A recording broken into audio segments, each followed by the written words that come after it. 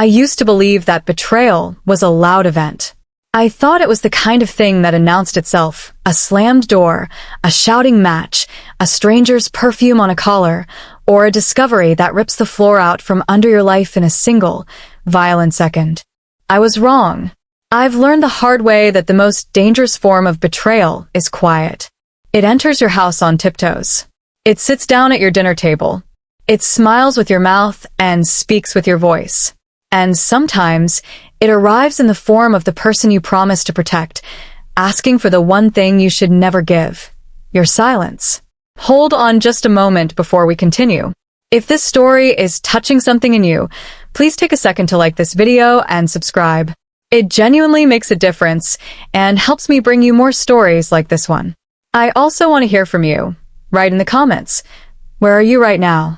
Are you tucked away in a peaceful village where stars fill the sky, or surrounded by the hum and glow of a city that never sleeps? My younger brother, let's call him Julian, was never the type to cause chaos. In the architecture of our family, he was the load-bearing wall, solid, silent, reliable. While I was the one who wore my heart on my sleeve, Julian was the vault. He observed everything and revealed nothing. He navigated his life with a stoic precision that I often envied. If he was in trouble, he fixed it. If he was hurting, he buried it. That was the rule. So, when his name flashed on my phone screen late on a drizzly Tuesday night, a cold prickle of unease danced down my spine. It wasn't just the hour. It was the intuition that siblings share, an invisible frequency that hums only when something is terribly wrong. His voice, when I answered, was unfamiliar. It was brittle, like dry leaves ready to crumble. He asked if he could come over. He specified, explicitly, that he needed to speak to me alone. I sat in the living room waiting for him. My husband, Thomas, was already upstairs. The house was settling into its nightly rhythm: the hum of the refrigerator, the distant sound of wind against the siding, the creak of the floorboards overhead as Thomas moved from the bathroom to the bedroom. It was the soundtrack of a secure, happy life. A life built on transparency. I sat there, wrapped in a blanket, staring at the front door, unaware that the peace I felt was about to expire. When Julian arrived, he looked like a ghost of himself. He was soaked from the rain, but he didn't seem to notice the water dripping from his coat onto the hardwood. We sat in the kitchen, the harsh overhead light exposing the dark circles under his eyes. I made tea that neither of us drank. He didn't ease into it. He simply looked at his hands, nodded together on the table, and said, "I've made a mistake. A massive one. And I need a favor that I have no right to ask." I remember leaning forward, my instinct to nurture kicking in. "Anything," I said. "You know that." That was my first error. I promised blindly. He looked up then, and his eyes were full of a desperate, terrified pleading. "I need you to hide something from Thomas. Just for a little while. Just until I can fix it." I froze. Julian and Thomas weren't just brothers-in-law. They were friends. They had collaborated on business deals, shared hobbies, and built a trust that was separate from me. "What kind of thing?" I asked, my voice barely a whisper. He told me. I won't go into the gritty details. Let's just say it involved a financial entanglement where Julian had used Thomas's name to secure an opportunity that had gone south. It wasn't malicious, but it was reckless. And if the truth came out right then, the fallout would be catastrophic for Julian's career. He needed time. Just a few weeks to move funds, to patch the hole in the hull before the ship went down. "If you tell him now," Julian whispered, "he'll never look at me the same way. He'll cut me off. Please. I'm begging you. Give me the chance to make it right before he finds out." I sat there, the kitchen clock ticking loudly, a metronome counting down the moments of my integrity. I looked at my brother, the boy I had walked to school, the man who had stood by me at my wedding. I saw his fear. And then, I thought of my husband sleeping upstairs, the man who trusted me with his life. I was standing at a crossroads. One path was honesty, which would crush my brother. The other was loyalty to blood, which meant deceiving my husband. "Okay," I said. The word tasted like ash. "I won't say anything, but you have to fix this fast." Julian exhaled, a sound of pure relief. He hugged me, thanked me, and disappeared back into the rain. I locked the door, turned off the kitchen light, and walked up the stairs. But as I slid into bed beside Thomas, listening to his steady breathing, I felt a physical distance open up between us. It was only inches of mattress, but it felt like miles. I was no longer the same woman who had woken up that morning. I was now a keeper of secrets. The next morning, the sun came up as usual, but the light felt different, harsher, more exposing. Thomas kissed me on the cheek before leaving for work, a gesture of routine affection that suddenly felt like an accusation. "You sleep okay?" he asked, grabbing his keys. "You were tossing and turning." "Just work stress," I lied. It was the first lie. And the thing about lies is that they are social creatures. They never like to be alone.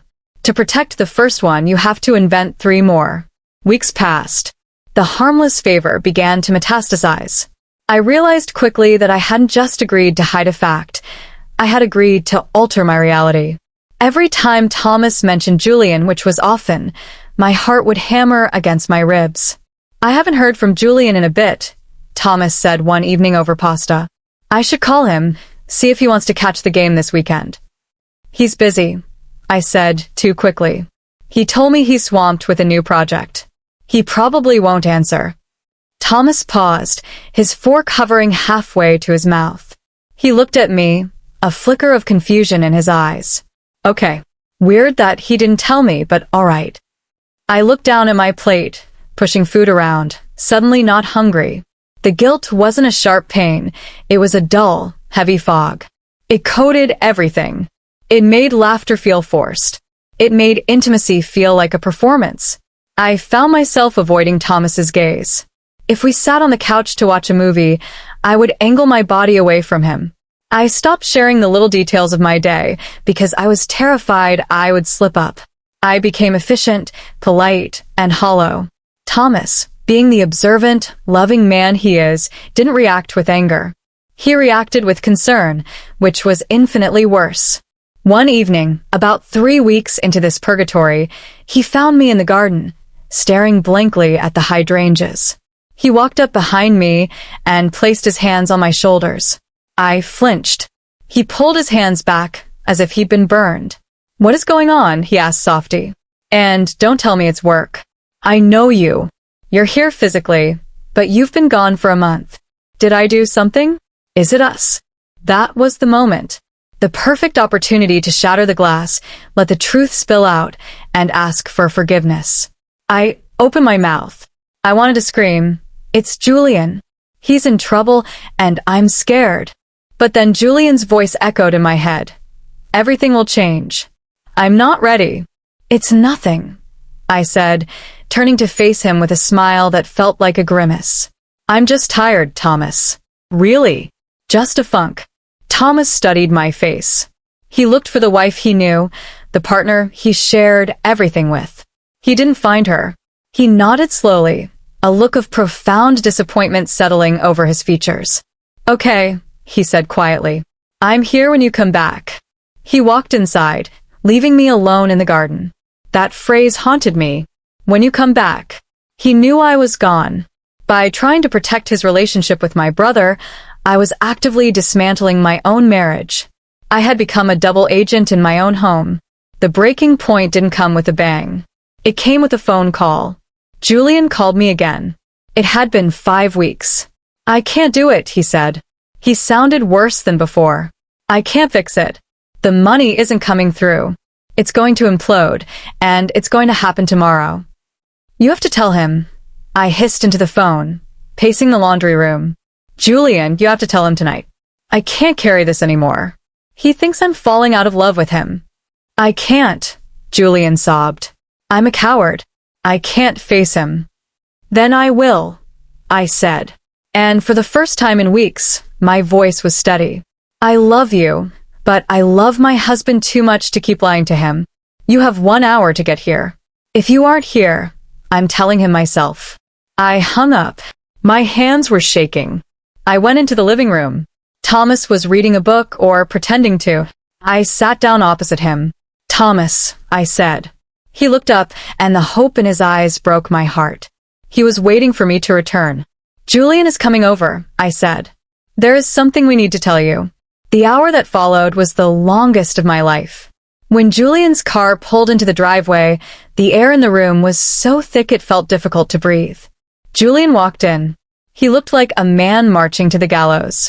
We sat in the same living room where we had spent countless holidays, birthdays, and lazy Sundays. But now it felt like a courtroom. Julian spoke.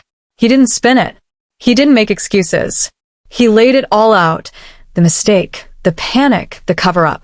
And he told Thomas that he had asked me to hide it. I watched Thomas's face. I expected rage. I expected him to yell about the money, about the risk to his reputation. But Thomas didn't look at Julian. He looked at me. When Julian finished, silence stretched out between us, heavy and suffocating. Thomas finally stood up. He walked over to the window and looked out at the dark street. "The money," Thomas started, his voice calm but incredibly cold. "We can figure out the money. Lawyers, loans, whatever. That's logistics." He turned around. His eyes locked onto mine. "But the last 5 weeks? The fact that you watched me worry about us, watched me ask you what was wrong, and you looked me in the eye and lied? That isn't logistics. That's a choice." He looked at Julian. "You put her in an impossible position. That was selfish." Then he looked back at me. "But you agreed to it. You chose his comfort over our partnership. You decided that I wasn't strong enough to handle the truth, or that I didn't deserve to know it. I was trying to protect you," I whispered, tears finally spilling over. "I didn't want you to be hurt." "You didn't protect me," Thomas said. "You excluded me. You made me a stranger in my own marriage." He walked past us, toward the stairs. "Julian, you should go. We'll talk about the business tomorrow. Right now, I can't look at either of you." Julian left. I stayed on the sofa, listening to the silence of the house. It wasn't the peaceful silence of before. It was the silence of a structure that had sustained structural damage. The recovery wasn't instant. There was no movie magic moment where we hugged and everything was forgotten. For weeks, Thomas was polite but distant. The trust we had built over a decade didn't shatter. It just evaporated. We had to condense it back, drop by drop. We went to counseling. We had long, painful conversations about boundaries. I had to learn a difficult lesson. Loyalty isn't about blindly supporting the people you love. It's about integrity. I realized that by agreeing to Julian's request, I hadn't been a good sister. I had just been an enabler. And I certainly hadn't been a good wife. I had prioritized a childhood dynamic over my adult commitment. Infidelity isn't always physical. It isn't always about desire or lust. Sometimes, infidelity is emotional. It's giving the best part of your truth to someone else. It's allowing a third party to occupy the space where your partner should be. Julian and Thomas eventually repaired their business relationship, though the friendship never quite returned to the effortless brotherhood it once was. There's a scar there now. And us, Thomas and I, we made it. But we're different now. We are more careful with each other. We learned that secrets are like termites. They don't look dangerous on the surface, but they eat the foundation until the floor gives way. Now, whenever I'm faced with a difficult truth, whether it's big or small, I say it. I say it immediately. I say it even if my voice shakes. Because I've learned that the temporary discomfort of honesty is nothing compared to the long, cold winter of silence. I remember that night in the rain, when I thought I was doing the right thing. I wish I could go back to that woman, sitting in the kitchen with the cold tea. I would grab her hand and tell her, "Love doesn't ask you to lie. And if it does, it isn't love, it's fear. Don't let the quiet betrayals in. They are the ones that stay."